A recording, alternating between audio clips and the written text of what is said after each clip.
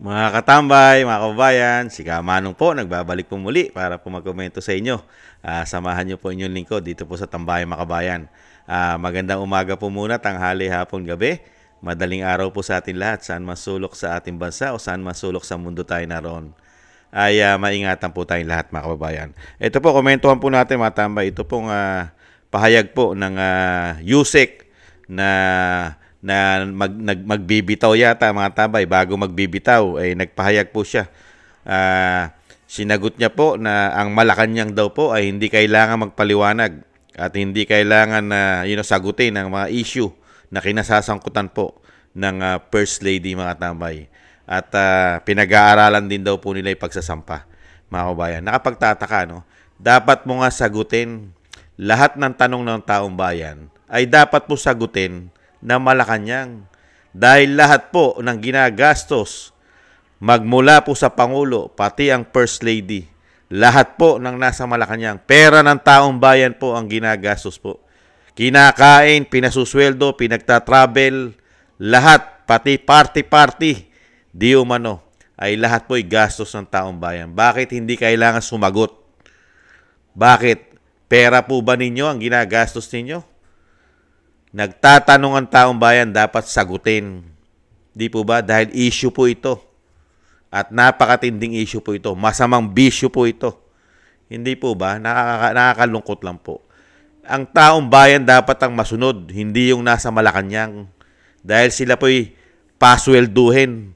Yung tinatawag nga po natin, di ba? Na tinatawag na puro palamunin, di umano. Paswelduhin. Trabahante. Di ba? Saka dapat po talaga sumagot ng Malacanang, lalo-lalo ang First Lady. Unang-una, hindi po siya halal ng bayan. Hindi po siya halal ng bayan eh. Dapat nga sagutin niya yung issue. Dahil gumagamit din po siya ng pera ng bayan. Dapat po sagutin niya lahat ng issue. Hindi po ba? Aeroplano, lahat, hotel, pagkain, di po ba? Biyahe-biyahe. Di po ba? Pati mga kasama nito ay ginagastusan yata ng taong bayan. Tapos mananahimik lang kayo? Ano tingin nyo sa taong bayan? Ginagawa nyong bobo tanga, gago? Pinasusunod nyo lang sa mga gusto nyo. Dapat taong bayan na susunod. Hindi po ba, mga kabayan? Pahinga po natin itong tinatawag na garbage in, garbage out ng Vice President, mga tambay. Pahinga po natin. May plan ho kayong pinag-aaralan na sampahan ng kasong libelo, kung ano man, ito pong mga taong ito, mga obstructionist, at update lang po sa USEC, merong plano. Pag-aaralan po talaga to kasi depende po yan kung ano po magiging nasa loobin po ni Unang Ginang at sa ibang mga tao na apektuhan. Okay. Pero ang gusto lang namin pong ipakita dito sa mga kababayan natin, hindi po magpapaliwanag ang palasyo o ang Unang Ginang kahit kung ito may pinag-uutos ni Numan. Nagsasalita po kami para sa taong bayan, sa mga Pilipino, sa mga kapwa natin Pilipino, para mapaliwanagan sila tungkol dito sa mga nagkakalat na pages. Pero kung iuutos ni Numan na kayo mag-explain ng ito, Malacanang kayo mag-explain ng ito, hindi po namin yan susundin. Nagpapaliwanag po kami. Ako hindi po ka nagpapaliwanag. Sinasabi namin yung katotohanan. Iba po kasi nagpapaliwanag para kami kasalanan. Ito po, ang ginagawa po namin ngayon is to inform everybody that that's fake news, that's fake document. So, outed document yan. So, sa taong bayan po, yung ibinibigay namin sa sagot, hindi para po sa utos ni Numan. May plan ho kayong pinag-aaralan na sampahan ng... Tingnan niyo, mga tambay, hindi raw po sila sasagot, pati po ang Malacanang, pati ang First Lady, hindi kailangan sumagot. Pagka ganyan po attitude nyo po, na hindi po kayo sumasagot sa taong bayan, umalis na po kayo riyan. Hindi po kailangan ng palasyo, hindi po kailangan ng tao sa palasyo na hindi sumasagot sa tanong ng taong bayan. Ang tanong ng taong bayan, magpaliwanag. Ano nangyari sa biyahe? Ano nangyari sa Beverly Hills? Ipaliwanag. Hindi po ba? Dahil pera ng taong bayan ang ginagastos sa lahat ng biyahe. Kasama ang First Lady. Hindi po ba? Gastos po ng taong bayan yan. Taxpayer. Kailangan namin ng sagot mismo. Hindi namin kailangan ng sagot ng isang USEC. Di ba? Kasi ang USEC, nagtatrabaho ito sa Pangulo eh. Saan ba nagtatrabaho ang USEC? Ang PCO? Sa First Lady po ba? O sa Pangulo? Ang kailangan ng Pilipino, magsalita ang First Lady.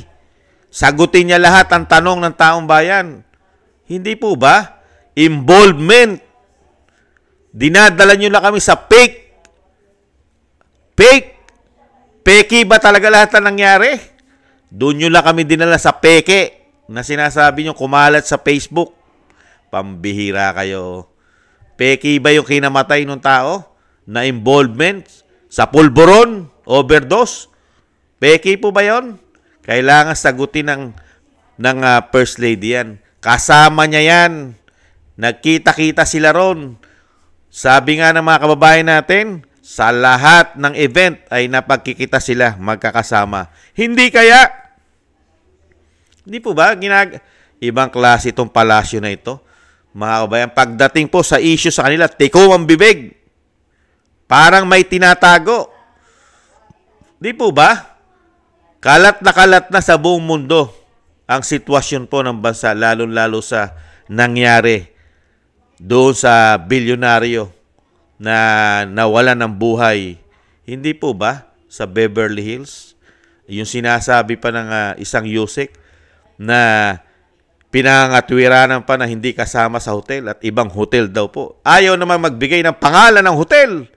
Kung anong hotel ang chinekinan o saan nag-check-in ang First Lady. At ganun din po, pinasisinungalingan din. Walang mga dokumentong hawak para magpatotoo na ang First Lady ay nasa Pilipinas na. Noong mga time na sinasabing March 10, walang mga dokumento na pinapakita. Hindi po ba? Puro salita. Ang ipinakitang dokumento, ano? Ano po pinakita? Yung Facebook. Yung kumalat daw po sa Facebook.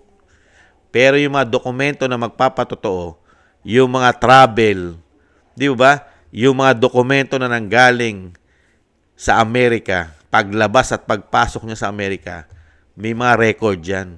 At yung record sa NAIA, yung pagdating ng eroplano mo, hindi po ba? Anong oras? Anong oras ka lumapag ng Pilipinas? Hindi po ba? At anong oras ka umalis sa Estados Unidos? Hindi po ba? At anong araw at anong petsa? Hindi po ba? Wala man lang pinapatunayan. Walang sinasagot ang Malacanang. Maliban po sa isang damukal na fake news. Kailangan po ng Pilipino sagutin ang issue na napakatindi po ito dahil ito po ay masamang bisyo. Masamang bisyo po ang pulburon. Kaya po ang taong bayan nagtatanong, involvement ba talaga kayo sa pulburon? Gumagamit ba talaga kayo ng pulburon? Bakit iniiwas nyo ang inyong mga sarili pagka issue na ay pulburon? Diyan po nagtatanong ang taong bayan. Bakit iniiwasan nyo? May pinagtatakpan ba kayo? Pagka ang issue na ay pulburon? Pero pagka usapin ay mga Duterte, kahit tatapang nyo. Kahit tatapang nyo sumagot. Hindi po ba? Pero pagdating na sa inyo ang issue at involved by pulburon, puro kayo bahagang buntot. Ang pinaliliwanag nyo lang, ang sinasagot nyo lang sa taong bayan ay puro fake news. Ano ang hindi fake news? Hindi po ba? Nalalagay kayo sa hot seat, lalong-lalo sa issue ng pulburon, ni hindi nyo tinutuldukan. Bakit? Kayo ba'y binoto ng taong bayan para maging hari, maging reyna, na hindi pwedeng questionin at hindi pwedeng tanungin? At hindi kayo pwede sumagot sa mga Pilipino, sa mga issue at tanong. Hindi po kami naghalal ng reyna at hari sa aming bansa. Hindi po ba? Hindi tayo bumoto na para sila maging hari, na hindi natin sila pwedeng questionin at kung sasagot lang sila sa gusto nila. Di po ba? Tayo nagpapasweldo sa kanila sa lahat ng kilos at galaw nila. Lahat, pati party-party nila. Kinakain nila sa Malacanang. Lahat ng luho nila. Di po ba? Sagot. Gastos ng taong bayan. May issue pa ng isang damukal na korupsyon. Walang sagot. Ipinagmamatigasan na hindi sasagutin. Hindi sasagutin at hindi magsasalita ang First Lady. Pinagtatakpan nyo lahat ang issue. Bakit? Wala po kasing baho. Walang baho na hindi aalingasaw, mga kababayan. Kahit ano pong lihim, tago. Di po ba? At kahit anong pagsisinungaling ang gawin ninyo, di umano, hindi po yan. Hindi po tatagal yan. Hindi po mananatili na napakatagal na maitatago nyo ang inyong mga lihim at sikreto. Di umano, mga kababayan. Marami na pong umaalingasaw at sumisingaw yata. Umaalingasaw na, mga kababayan. Katulad po na isang Yusek na nag-file na po ng kanyang nag-file na po yata ng kanyang pagbibitiw, mga tambay. Pero tingnan po natin, minsan kasi mabubulaga ka na lang eh.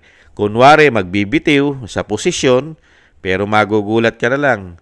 Mga kababayan, iba na pala. Mukhang na-promote pa. Kung hindi, naibalik ulit. Ganyan lang naman ang lakaran dyan. Hindi po ba? Lalo-lalo kung gamit na gamit ka taga-atake. Yung sinasabi nga po di umano na attack dog. Hindi po ba, mga kababayan? Nakakalungkot lang, mga kababayan. Ibang klase po. Ibang klase na po ang pamahalaan natin ngayon. Yung napaka-importanting issue pagdating sa kanila. Tikom mambibig, mga kababayan. Tikom mambibig. Inuubos nila ang pera ng taong bayan di umano. Pero ayaw nila magsalita, mga kababayan. Isa lang ang nagsasalita. Ibang klase. Ang dapat magsalita ang First Lady, hindi po ang Yusek. Hindi po ang Yusek ang dapat nagsasalita.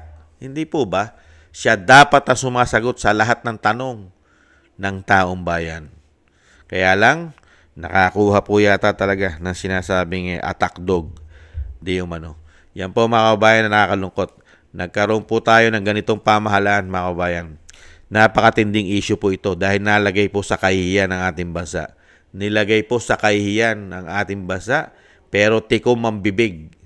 Kung talagang wala kang itinatago at malinis sa sinasabi mong wala kang involvement dito sa bilyonaryo na na-involve at talagang sinasabi mismo nung nakakuha ng dokumento mismo doon sa County of LA, mga tambay, ang result na lumabas na talagang ikinamatay ay itong pulburon.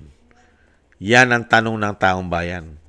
Ano kaya ang nasa likod ni Tantoco, mga tambay, sa nangyaring ito? Sino-sino kaya, mga kababayan? Maraming pinagtatakpan ang palasyo. Yan po ang nakakatakot.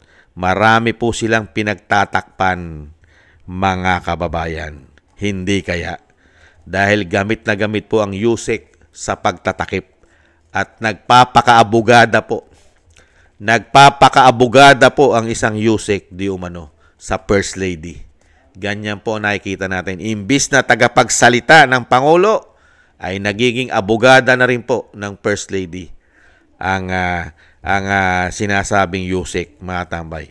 Nagpapakaabogada. Hindi niya po trabaho ang maging abogada ng First Lady. Pero ngayon, lahat po ay siya na po ang tumatayong abogada, tagapagtanggol. Ang gusto ng taong bayan, sagot. Hindi katwiran. Hindi fake news. Tamang sagot mismo ron sa tao. Doon sa tao na gustong magsalita ng taong bayan. Hindi po ba? Yung mismong tao na tinatanong at dapat tanungin ng taong bayan, ang First Lady, mga kababayan. Ibang klase. Thank you po, mga tambay. Nakakalungkot lang po na meron tayong ganitong klaseng pamahalaan. Hindi mo pwedeng tanungin, mga kababayan. Hindi pwedeng tanungin. Ibang klase. Pero ang pera po natin ay pwede nilang ubusin. Pero hindi sila pwedeng tanungin. Ganyan po ngayon ang ating pamahalaan. Ang pera natin ay pwede nilang ubusin at gastusin. Pero hindi natin sila pwedeng tanungin. Lalo-lalo po ang issue ay sila na ang sangkot. Hindi po ba? Maraming salamat po sa nagusto po ng ating tambayang makabayan sa YouTube at TikTok. At ganun din po sa mga nagko-comment, like, share, and subscribe. At siyempre po sa ating po mga sa ating pong mga subscribers. Maraming salamat po sa inyo. Mabuhay po kayo. Shoutout po sa inyo lahat. Ingat po kayo. At thank you rin po sa mga nagko-comment, like, share, and subscribe. Nabanggit na po natin yan. At syempre po, ito po yung thank you po sa mga nagbibigay naman po ng tulong at biyaya. Shoutout po sa inyo lahat, mga kabayan. Kay Norma Garcia, Michelle Yamaguchi Vlog, Rosalina RK Team 888, Wills Bubbles 5697, si Arpel Villacorta, Teodorico Erguisa Jr., si Annie Jo, ako si Pilam, Jovelyn Watanabe ng Japan, si Jem Aris ng United Arab Emirates, Julieta Silona ng Sydney, Australia, Gina Ray Solidides ng Berlin, Germany, Jake Yahoo 4531 ng Maisog, California, USA, si Eric Hershio ng Canada, at si Kingston 123 ng Hong Kong. Thank you po mga kababayan. Ingat po kayo. Lalo po sa inyong mga paggawa. Maraming salamat po. At bago po tayo magtapos mga tambay, yung panalangin po, isama po natin sa ating mga dasal at panalangin na maingatan po ang pamilya Duterte, ang Vice President, ang dating Pangulong Duterte na madugtungan pa po ang kanyang buhay at kalakasan at maingatan po siya sa kanyang kapahamakan o maingatan po sa kapahamakan at syempre po makabalik po sa lalong mabilis sa ating bansa, mga kabayan. Maraming salamat po. Sa muli po mga tambay, paalam po. Ingat po tayong lahat. Bye-bye.